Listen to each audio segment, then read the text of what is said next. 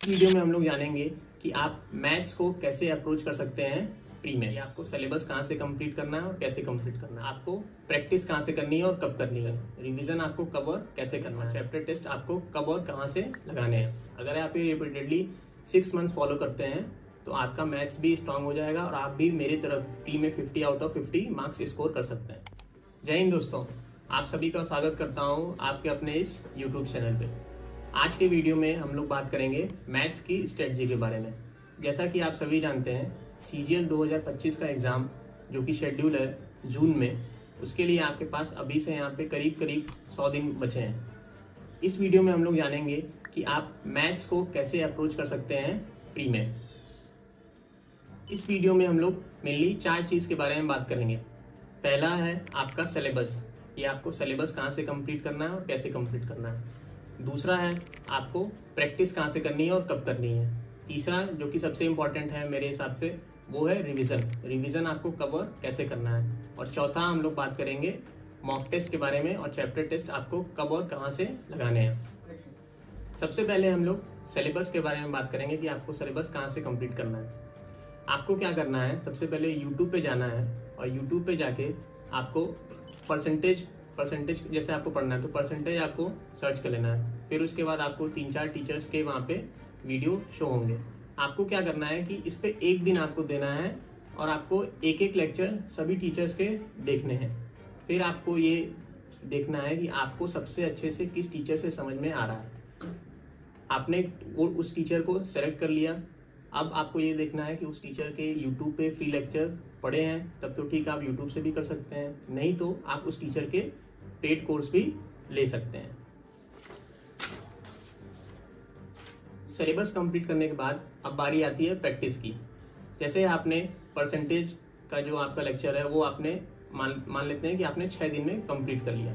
7वें दिन आपको क्या करना है, आपने जो भी उसका नोट्स बनाया, कंप्लीट नोट्स, आपको उसको पहले सबसे अच्छे से पहले रिवाइज कर लेना है कि सब जितने भी इंपॉर्टेंट टॉपिक्स हैं। उसके बाद आपको क्या करना है, कोई भी प्रीवियस ईयर बुक आपको उठा लेनी है। ध्यान ये रहे कि प्रीवियस ईयर बुक आपको ही लेनी है, जैसे पिनाकल हो गई, अरिहंत की बुक हो गई, किरण पब्लिकेशन, कोई भी आपको प्रीवियस ईयर बुक उठा लेनी है। उसके बाद क्या करना है कि उसमें टाइप वाइज क्वेश्चंस दिए रहते हैं।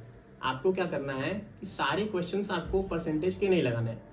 जैसे टाइप 1 है तो टाइप 1 के आपको सिर्फ 4 या 5 क्वेश्चंस ही लगाने हैं, बाकी क्वेश्चंस आपको आते ही होंगे। उसमें क्या करना है कि आपको जैसे जो भी क्वेश्चन नहीं आए उसको आपको सर्कल कर लेना है या मार्क कर लेना है, ताकि जब आप बाद में रिवीजन करें या बाद में उस चैप्टर को देखें तो आपको ये ध्यान रहे कि इस क्वेश्चन पे मैं अटका था, इस क्वेश्चन के जो भी मेथड है या जो भी चीज़ है हमको उसको फिर से देखना है।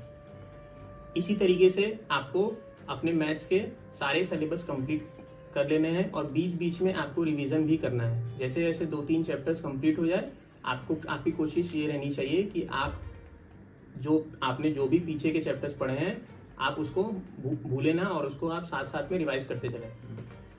अब बात आती है जो कि सबसे इम्पॉर्टेंट चीज़ है, वो है रिवीजन के लिए आपको क्या करना है कि जैसे आपने इस वीक परसेंटेज ख़त्म किया और नेक्स्ट वीक आपको रेशियो स्टार्ट करना है, तो आपको ये ध्यान रखना है कि जिस दिन से आप रेशियो स्टार्ट कर रहे हैं उस दिन आपको आधे घंटे का टाइम देना है और आपको परसेंटेज के जितने भी आपके नोट्स, जितने भी क्वेश्चंस आपसे कवर हो जाए ओरली, या जितने भी इंपॉर्टेंट क्वेश्चंस हैं जिसमें आप स्टक कर रहे थे या जिसमें आप फंस रहे थे, तो उसको आपको एक बार देख लेना है। रेशियो कंप्लीट करते करते ही आपको परसेंटेज के भी थोड़े थोड़े क्वेश्चंस आपको एक बार देख लेनी है। आधे घंटे ही सही, लेकिन देखना ज़रूर है। इसी तरीके से आपको सारे चैप्टर्स में यही करना है, ताकि आप जो पहले का पढ़े हुए हैं उसे आप भूल ना पाएँ, नहीं तो फिर आपको बाद में फिर पढ़ना पड़ेगा और फिर टाइम का लॉस होता है। तो रिवीजन सबसे इम्पॉर्टेंट है, रिवीजन आपको साथ साथ में करते चलना है। अब बारी आती है सेक्शनल टेस्ट या चैप्टर टेस्ट आपको कब और कहाँ से लगाना है। सेक्शनल टेस्ट के लिए आपको क्या करना है, आप टेक्स्ट बुक का यूज़ कर सकते हैं। टेक्स्ट बुक में आपको सारे previous year question sectional test के फॉर्म में मिल जाएंगे। अगर आपके पास टेक्स्ट बुक का पास या पास प्रो आपने परचेज नहीं किया है तो आप मेरा कूपन कोड यूज़ करके, जो कि है SDD, आपको डिस्क्रिप्शन में भी उसका लिंक मिल जाएगा, आप वहाँ से यूज़ करके टेक्स्ट बुक का पास प्रो ले सकते हैं और आपको वहाँ से सेक्शनल टेस्ट डेली बेसिस पे लगाने हैं। सेक्शनल टेस्ट आपको तब लगाने हैं जब आपके एटलीस्ट 50% सिलेबस कंप्लीट हो जाए। ध्यान रहे कि आपको सेक्शनल टेस्ट सिर्फ लगाने ही नहीं है, उसको अच्छे तरीके से एनालाइज भी करना है। आपकी कोशिश ये रहनी चाहिए कि अगर हम डेली 2 सेक्शनल टेस्ट लगा रहे हैं, तो जैसे हमने टोटल 50 क्वेश्चंस आज सेक्शनल टेस्ट के फॉर्म में लगाए, तो उसमें से हमें मान लेते हैं कि 10 या 15 क्वेश्चंस हमसे नहीं बने, तो आपको ये देखना है कि वो 10 या 15 क्वेश्चंस मेरे पहले से पढ़े हुए टॉपिक्स में से नहीं बने या मैंने नहीं पढ़े हैं। अगर वो पहले से पढ़े हुए टॉपिक्स में से नहीं बने तो आपको उस चैप्टर को रिवाइज करने की जरूरत है, आपको उस चैप्टर के इंपॉर्टेंट क्वेश्चंस फिर से लगाने की जरूरत है। सेक्शनल टेस्ट लगाते समय आपको क्या करना है कि जैसे आपने सेक्शनल टेस्ट लगाया, आज 2 सेक्शनल टेस्ट आपने लगाया, तो आपने टोटल 50 क्वेश्चंस लगाए प्री के। उस 50 क्वेश्चंस में से आपको, अगर आप स्टार्टिंग फेज में हैं तो आपसे मान लेते हैं कि 30 या 35 क्वेश्चन बने।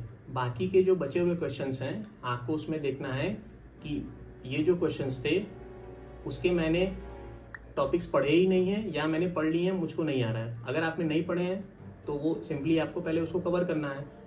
जो टॉपिक्स आपने पढ़ लिए हैं लेकिन आप फिर भी उसके क्वेश्चंस नहीं लगा पा रहे हो, इसका मतलब आपने उस चैप्टर का रिवीजन सही से नहीं किया है। आपको क्या करना है, आपको अपनी नोट्स की कॉपी उठानी है और एक बार फिर से सारे टाइप्स को देख लेना है, और हो सके तो आप वहाँ से उस चैप्टर के 50-100 क्वेश्चंस भी लगा सकते हैं। तो ये सारे जो चीज़ें मैंने इस वीडियो में बताई हैं, आपको ये रिपीटेडली फॉलो करना है। बहुत लोग बोलते हैं कि भैया हमसे मैथ्स नहीं बनता है, मैथ्स में डर लगता है। तो भाई देखो, मैथ्स सिर्फ प्रैक्टिस का ही खेल है और आपको साथ में रिवीजन करते चलना है। प्रैक्टिस और रिवीजन एंड सेक्शनल टेस्ट, अगर आप ये रिपीटेडली 6 मंथ्स फॉलो करते हैं तो आपका मैथ्स भी स्ट्रांग हो जाएगा और आप भी मेरी तरफ प्री में 50 आउट ऑफ 50 मार्क्स स्कोर कर सकते हैं।